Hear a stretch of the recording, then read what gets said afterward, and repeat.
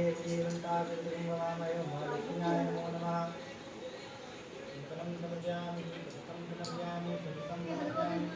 चलो पकड़ो।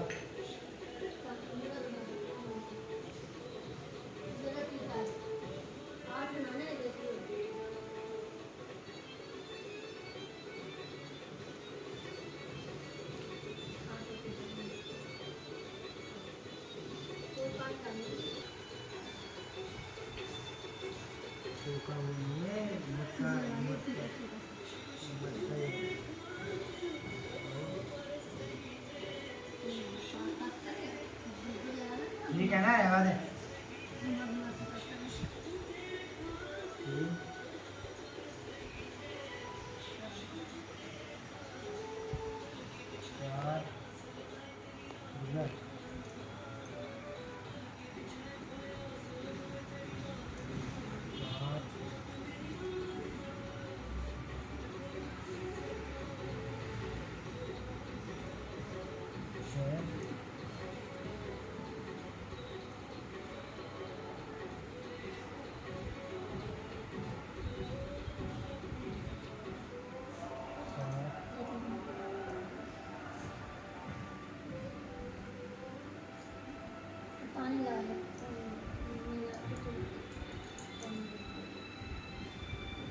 किताब पढ़ रहे हैं ना लड़की रोशनी लगा रहे कंप्यूटर लगा सारे दिन निकल गए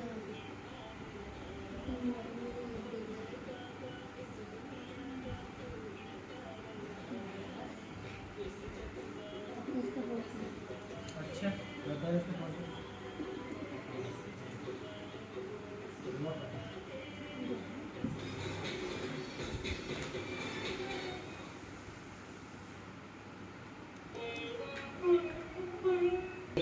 इस व्रत में अहोई माता की पूजा की जाती है।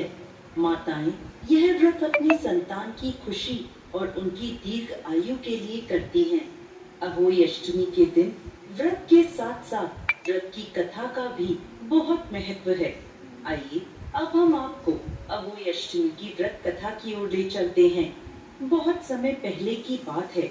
एक साहूकार था जिसके 7 बेटे और 7 बहुएं थी। दीपावली से पहले कार्तिक अष्टमी को सातों बहुएं अपनी इकलौती ननद के साथ जंगल में मिट्टी खूंदते समय ननद के हाथ से स्याऊ का बच्चा मर गया, जिससे स्याऊ माता बहुत नाराज हो गई और बोली, मैं तेरी कोख बांधूंगी। तब ननद अपनी सातों भाभियों से बोली, तुम में से कोई मेरी जगह अपनी कोख बंधवा लो। सभी भाभियों ने अपनी कोख बंधवाने से इनकार कर दिया, परंतु छोटी भाभी सोचने लगी कि यदि मैंने अपनी कोख नहीं बंधवाई तो स्याऊ माता मेरी ननद की कोख बांध देगी। विवाह भी नहीं हुआ। ऐसा सोचकर ननद के बदले में छोटी भाभी ने अपनी कोख बंधवा ली।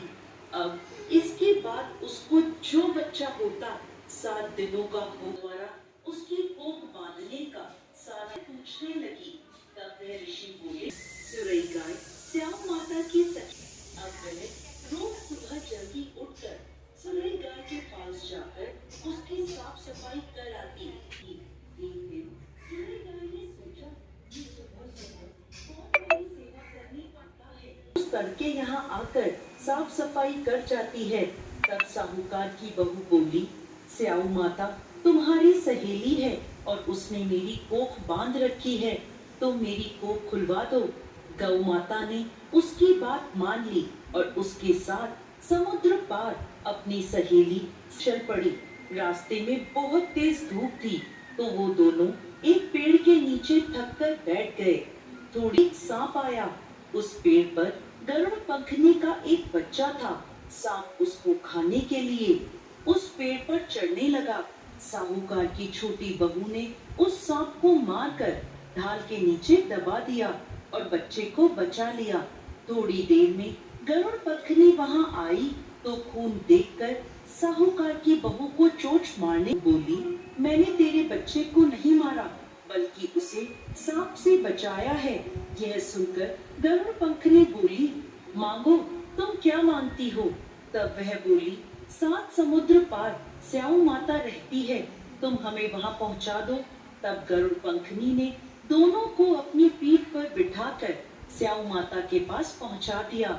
स्याऊ माता उनको देखकर बोली, आओ बहन, बहुत दिनों में आई हो। फिर कहने लगी, बहन, मेरे सिर में चूहे पड़ गए हैं। तब सुरई के कहने पर साहूकार की बहू ने उसकी सारी चूहे निकाल दी।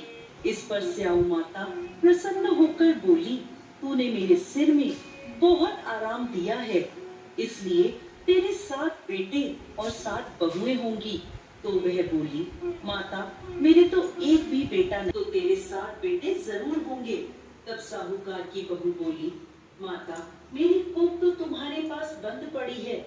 यह सुन स्याऊ माता बोली, तूने तो मुझे ठग लिया। जा, तेरे घर जा, तुझे 7 बेटे और बहुएं मिलेंगे। तू जाकर अहोई चढ़ाई चढ़ा और अहोई अष्टमी का उद्यापन कर। यह सुनकर वो अपने घर वापस लौट आई तो देखती है कि वहाँ उसके 7 बेटे और 7 बहुएं बैठे हैं।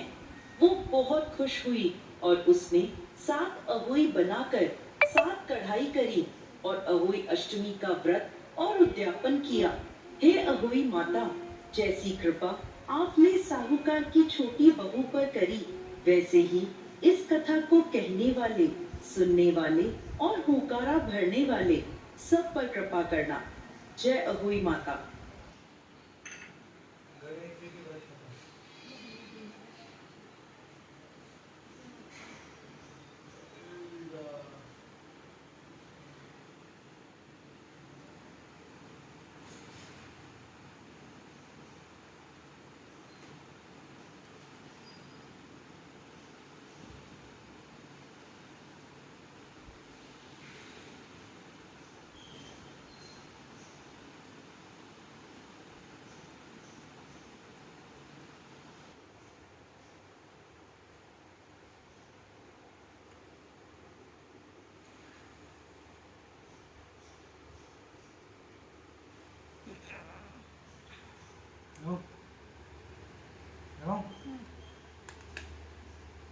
आप सभी को मेरा नमस्कार। तो दोस्तों, आज मैं आपके लिए इस वीडियो में गणेश जी महाराज की बहुत ही सुंदर कहानी लेकर पाठ करती। वह गणेश जी महाराज को अपना पुत्र मानती और हर बुधवार और चतुर्थी के दिन उपवास रखती। बहू को ये सब झंझट और पूजा पाठ बिल्कुल पसंद नहीं था। वह सोचती, इतना सब करने से क्या मिलेगा।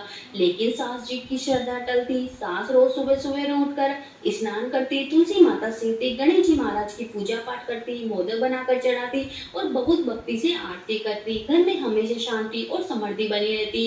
पड़ोसी भी कहते, देखो ये गणेश जी महाराज की ही कृपा है, इनके घर में कभी कोई संकट नहीं आता। पर पुरानी सोच है, अब जमाना बदल गया। लेकिन सास कुछ भी नहीं कहती, बस मुस्कुराकर कहती, बेटी, गणेश जी महाराज हमारे घर के बेटे जैसे हैं। वे हमारे दुख सुख के साथी हैं। उनका नाम लेने से सारे भी, उनका आशीर्वाद जीवन में बहुत काम आता है। बहू ने बहाना बना दिया, अम्मी जी, मुझे तो बहुत काम है, पूजा करने से रोटी तो नहीं मिलेगी, आप कर लीजिए, मुझे मत कहिए। सब दुखी हुई, लेकिन उसने फिर भी अकेले ही पूरी श्रद्धा और प्रसाद भी लूंगा। अगले दिन सुबह सास ने घर को साफ किया, सुंदर तरीके से पूजा का स्थल सजाया, मोदक और लड्डू बनाए और इंतजार करने लगी। दोपहर होते होते एक साधारण वेश में एक छोटा सा बालक उनके दरवाजे पर आया। वह गणेश जी महाराज थे, लेकिन साधारण रूप में। बालक ने कहा, माँ, मुझे बहुत जोरों की भूख लगी है, कुछ खाने को दे दो। सास ने मुस्कुराकर कहा, बेटा, तू तो मेरे गणेश जी जैसा है, आप बैठ, मैं तुझे मोदक खिलाती हूँ। उन्होंने बालक को बड़े प्रेम से बैठाया, पत्तल में भोजन परोसा और गुनगुनाते हुए आरती करती रही। बालक ने सब खाया और बोला, माँ, मैं तो बहुत खुश हो गया, अब तेरे घर में कभी कोई कमी नहीं आएगी। यह कहकर वह बालक हृदय से हो गया। सास जान गई कि वह स्वयं गणेश जी महाराज थे।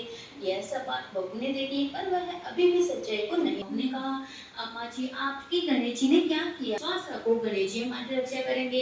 रात को बहू को भी सपना आया। गणेश जी उसके सपने में आए और बोले, बेटी, तूने मुझे नहीं पहचाना, न अपनाया, पर तेरे सपने सुबह उठते ही बहू का मन बदल गया। वह पहली बार स्वयं गणेश जी महाराज के लिए दूर और मोदक लेकर पूजा स्थल पर पहुंची। उसने सास से कहा, अम्मा जी आज मैं भी गणेश जी महाराज की पूजा पाठ करूंगी। मैं गलत थी, आप सही थे। भक्ति से जीवन में सुख आता है। सास की आंखों में खुशी के आंसू थे। उन्होंने बहू को गले से लगा लिया। दोनों ने मिलकर आरती करी। तभी पड़ोस में से आवाज आई, बहन तुम्हारे खेत में बोरवेल खोदाई के दौरान मिट्टी के नीचे सोने के सिक्के मिले हैं। यह सुनते ही पूरा गांव चौंक गया। सब सास बहू के घर पहुंचे। सास ने मुस्कुरा कर कहा, ये सब गणेश जी महाराज की कृपा है।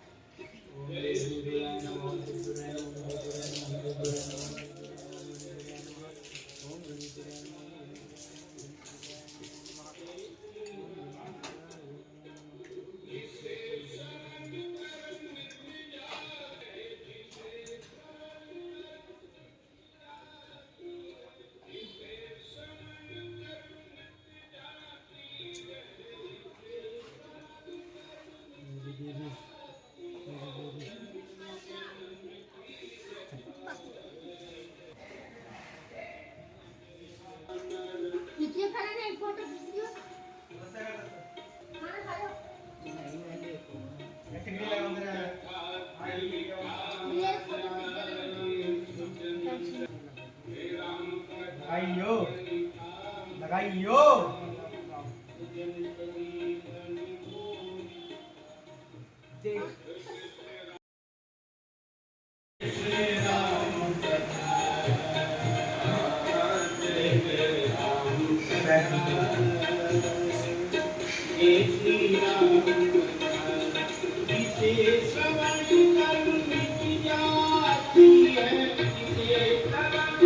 है